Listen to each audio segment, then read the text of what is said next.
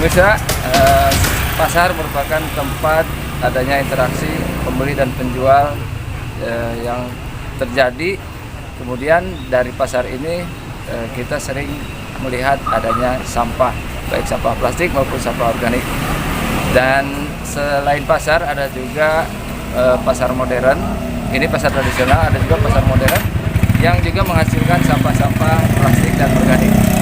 Nah, sejauh mana pengelolaan sampah di Kabupaten Kuningan, kita akan lihat melalui video yang akan kita saksikan berikut ini. Penelusuran awal, kami mencoba untuk mendatangi Pasar Baru Kuningan dan melihat bagaimana pengelolaan sampah di Pasar Baru Kuningan sendiri.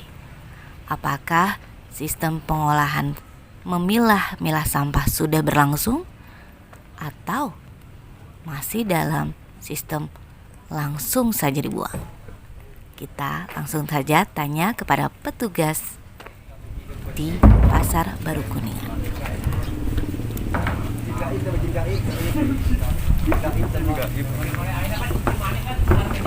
Mang, biasanya Ros? Iya. Iya, nyandakan sampahnya seberapa sekali? 4 kali. 4 kali. Saat ini. Jadi tinggal pedagang gitu. Iya. Di mana ya, Nak? Di Di PT? PT Karya Mulia. Oh, berarti kan di kontrak Bu Perindak. dinas pasar gitu. Iya. Terus sampahnya langsung dibrokin gitu? Enggak langsung diangkut, Diangkut. dibuang sana lagi. Ke pembuangannya khusus. Oh, Nah, langsung. Langsung ke sana. Ada di mana? Ciniru. Ciniru ya. Ciniru. Iya. Bener kan? Jadi Ya, dipisah-pisah itu berarti ya? Langsung baik tuh dipisah-pisah.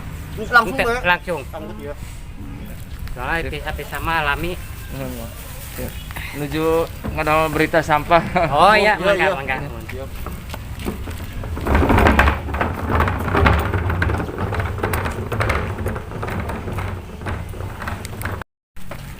Bapak, iya non sok nyandak rongsok. Oh, dipilah-pilah. Sampah nu kumaha bae pan disandak. Ya, mikir kangen. Ini kangen, Pak. Ya, mungkin aku udah soalnya bercabang-cabang. Ayah mungkin anu iya burung plastik, jadi berbeda-beda macam merga. Ya, alhamdulillah lah tempatnya.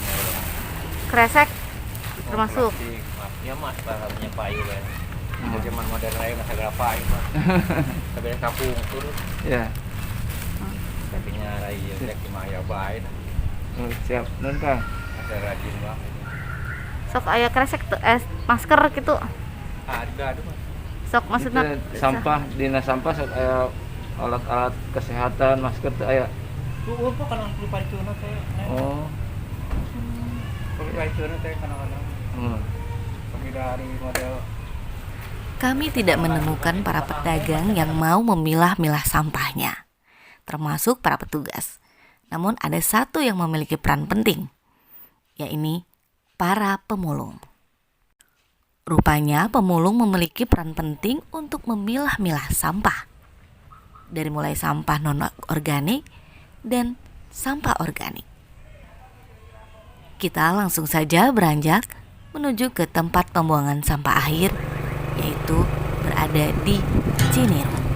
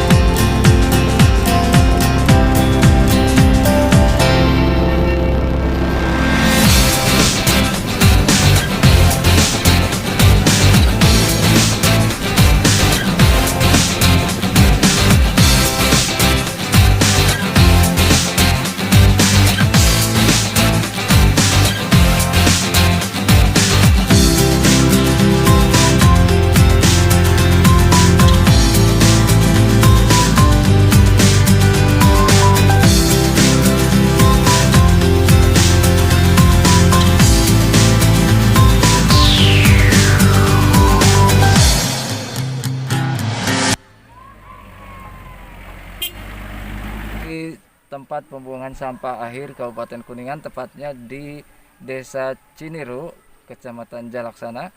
Di sini kita lihat di samping kiri kanan kita sudah menumpuk jutaan ton sampah yang diproduksi oleh masyarakat Kabupaten Kuningan. Menurut data yang ada di Gemaja Barhejo Kabupaten Kuningan, produksi sampah di Kabupaten Kuningan per hari ada sekitar 440 ton yang dikumpulkan, dan sebagian dikumpulkan di sini di tempat sampah pembuangan akhir Ciniru. Dan menurut data juga dari per orang yang ada di Kabupaten Kuningan ini menghasilkan 2,75 liter sampah per hari, baik dari rumah tangga maupun dari perkantoran dan dari kegiatan lainnya. Di sini kita lihat sampah-sampah yang masih menumpuk, dan entah pengelolaannya seperti apa. Namun kita dalam kondisinya saat ini, sampah-sampah ini semakin menumpuk dan 440 ton per hari terus mengalir ke sini. Kemudian apakah akan terus menumpuk seperti ini atau ada pengelolaan yang lain seperti apa? Nah, dari sebagian besar sampah yang ada di sini, kita lihat ada sebagian besar sampah plastik dan sampah kain. Nah, sampah plastik ini menurut perkiraan yang masuk menurut data yang ada di Gemaja Barhejo bisa terurai di alam sekitar puluhan tahun hingga ratusan tahun, tergantung plastik jenis apa. Untuk plastik kantong kresek saja 10 hingga 20 tahun bisa terurai di alam. Kemudian untuk botol plastik membutuhkan ratusan tahun agar bisa terurai di alam. Dan jenis kain juga puluhan hingga ratusan tahun bisa terurai di alam. Betapa besarnya bahaya sampah plastik untuk bumi kita ini. Untuk itu, Gemaja Barhejo mengajak warga Kabupaten Kuningan khususnya agar mulai dari diri kita sendiri, dari sekarang kita berusaha meminimalisir penggunaan plastik di kehidupan kita sehari-hari. Termasuk tadi kita lihat di pasar, kita berbelanja dan menggunakan kantong plastik mulai dari sekarang coba dikurangi. Dan kita juga akan mendorong pemerintah Kabupaten Kuningan untuk segera membuat regulasi terkait pengurangan konsumsi plastik di kehidupan sehari-hari. Nanti kita akan simak video berikutnya.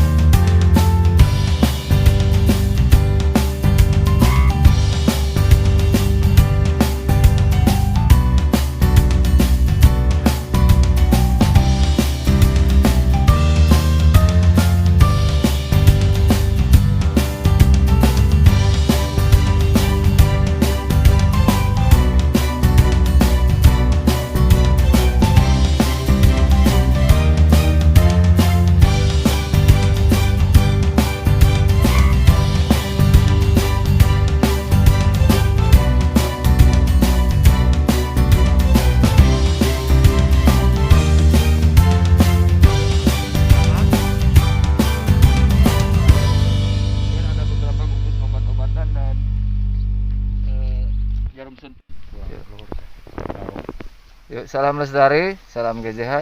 Saat ini kita sudah berada kembali di TPSA Ciniru, Jalaksana. Kita hari ini menemukan beberapa limbah diduga dari hasil medis atau rumah sakit. Di sini bisa dilihat ada masker, terus ada kardus vitamin, kemudian ada bekas darah. Labu darah, ada sarung tangan, karet, kemudian ada beberapa bungkus obat-obatan dan jarum suntik. Nah, dari penelusuran hari ini kita mengetahui bahwa pembuangan dari rumah sakit atau dari praktik kesehatan di Kuningan tidak dibuang di tempat yang semestinya. tapi malah dibuang di TPSA Cimil ini. Nanti kita akan coba bertanya pada pihak yang bersangkutan. Terima kasih.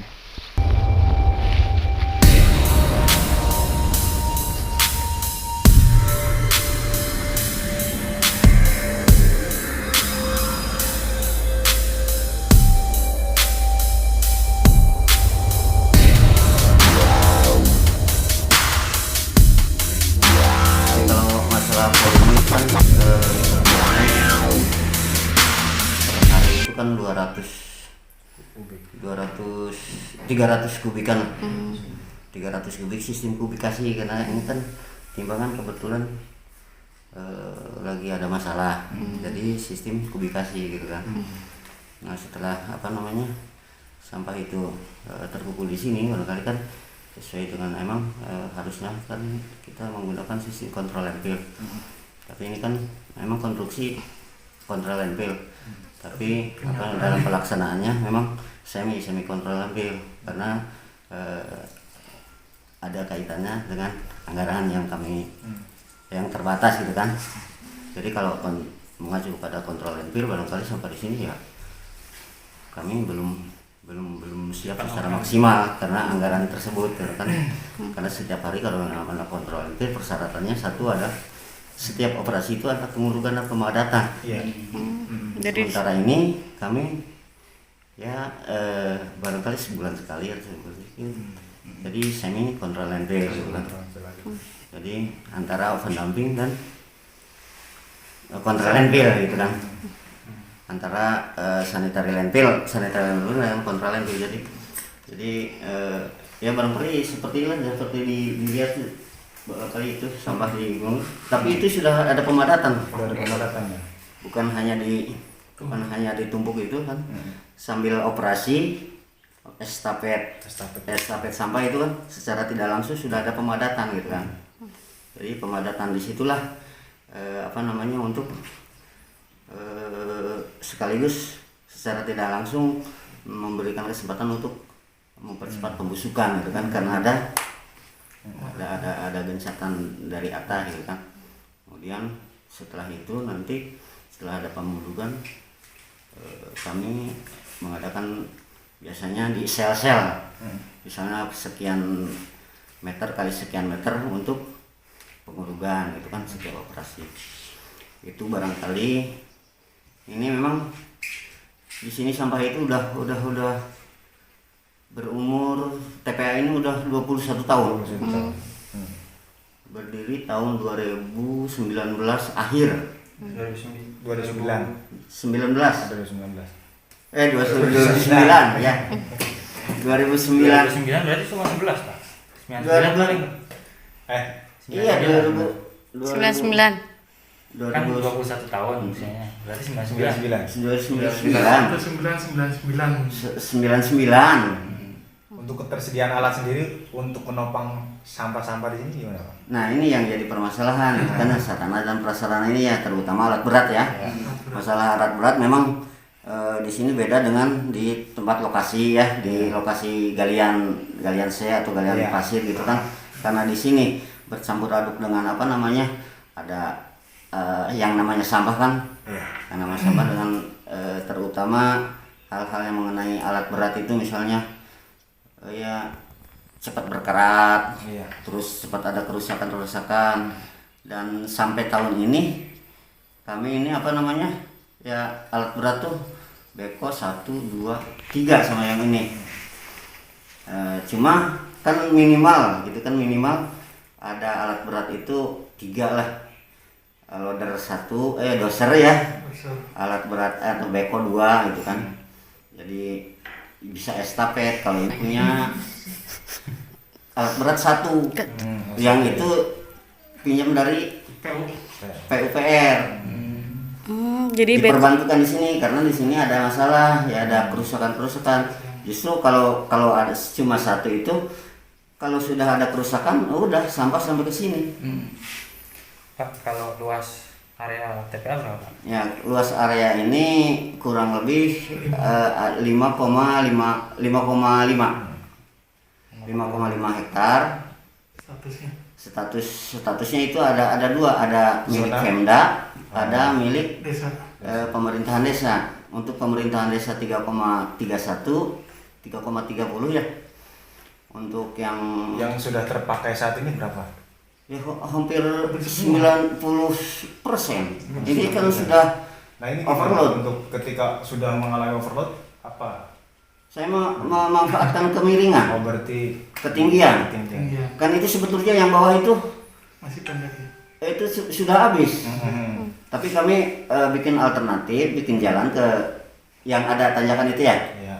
Nah, kami manuvernya di sana, di atas. Jadi untuk memanfaatkan zona yang ada di bawah. Sebetulnya itu juga udah penuh. Nanti saya untuk memperhemat itu, untuk memanfaatkan kemiringan itu nanti permukaan bawah itu sampah nanti sama dengan yang ada dataran di sini. Terkait ini Pak, selama COVID peningkatan volume ini lebih tinggi atau lebih berkurang? Ya sebetulnya Dari sebelumnya, sebelum ada COVID maksudnya. sebelum ada COVID, sebelum sama sesudah. Iya.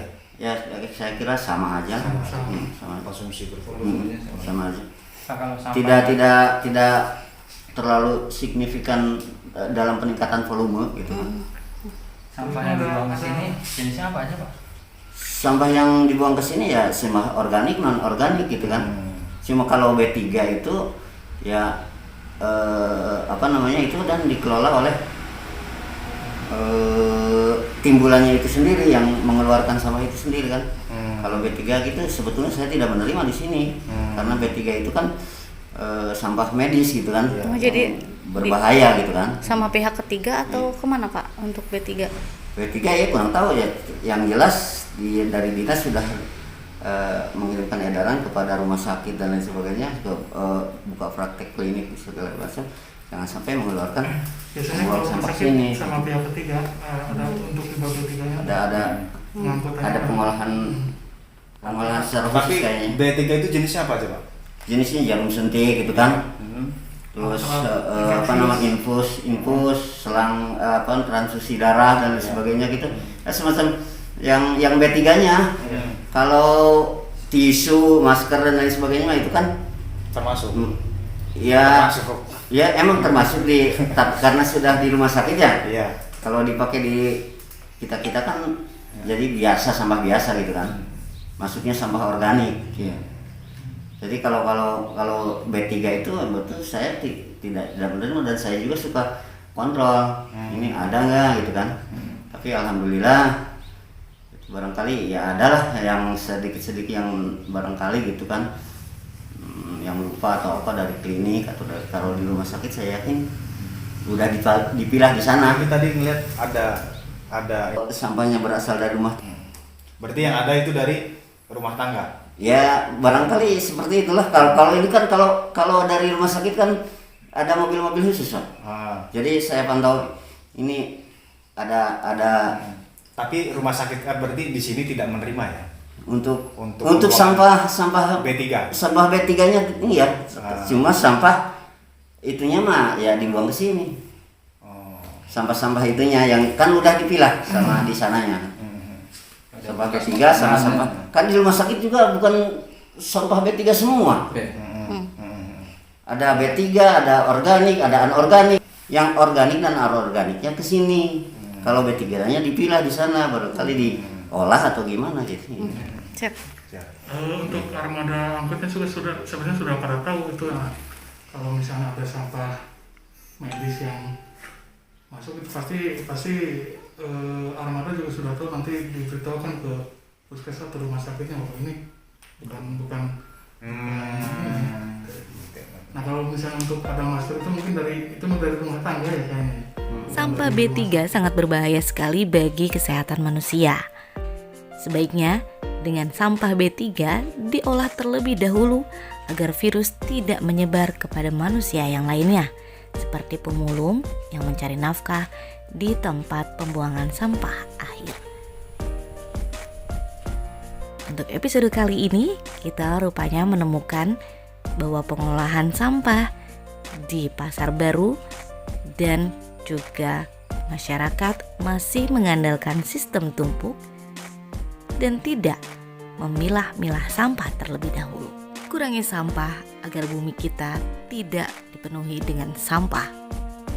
Sampai jumpa lagi di video berikutnya yang inspiratif.